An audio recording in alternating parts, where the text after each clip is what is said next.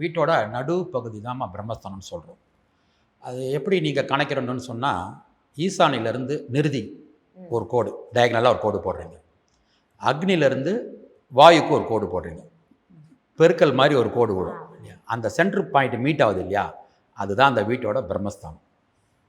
அந்த பிரம்மஸ்தானத்தில் மீட் ஆகாத அளவுக்கு உள்ள நீங்கள் பார்ட்டேஷன் பண்ணிங்களா, பெட்ரூமு டைனிங்குன்னு எடுத்துருப்பீங்க, பிரிச்சுருப்பீங்க, ஸ்டயர் கேஸுன்னு, இது எதுவுமே அதில் மீட் ஆகாமல் போயிடுச்சுன்னா அது பக்கா பிரம்மஸ்தானம் ஓகே ஆன வீடு அது.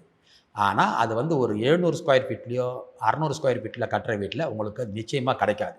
ஏன்னா நீங்கள் போட்டுட்டிங்கன்னா அடிச்சிங்கன்னா சென்டரில் வரவே வராது. அது மினிமம் 1200 சதுரடி ஒரு ஃப்ளோர் போட்டிங்கன்னா கொண்டு வரலாம். அதுலேயே நீங்கள் நிறைய டைனிங்லாம் கட் பண்ணாமல் வாழை போடாமல் ஓப்பனாக விட்டிங்கன்னா நிச்சயமாக டயகனல் கட் ஆகாமல் கண்டிப்பாக எடுக்கலாம்.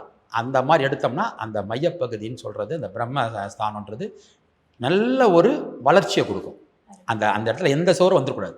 அந்த இடம் நடுவில் அட்லீஸ்ட் ஒரு 3 இருக்கணும் கேப். அதை தள்ளி தான் எந்த ஒரு வாலும் வந்திருக்கணும். இதுதான் இப்படி தான் நம்ம பிரம்மஸ்தானத்தை நம்ம எடுக்கிறது. அந்த சென்டர் பாயிண்டில் எந்த சோறும் இருந்துக்கூடாது. பெட்ரூமோட பார்ட்டிஷன் சோறோ, இல்லை ஒரு ஸ்டயர் கேஸோட வாலோ, இல்லை ஒரு டைனிங் ஹாலோட ஒரு வாலோ வந்துடக்கூடாது. அந்த இடத்துல வராத அளவுக்கு இருந்துச்சுன்னு சொன்னால் அது பக்கா பிரம்மஸ்தானம் ஒர்க் பண்ணதில் எல்லா மூளைகளுமே பஞ்சபூதமும் கரெக்டாக ஒர்க் பண்ணும். அதில்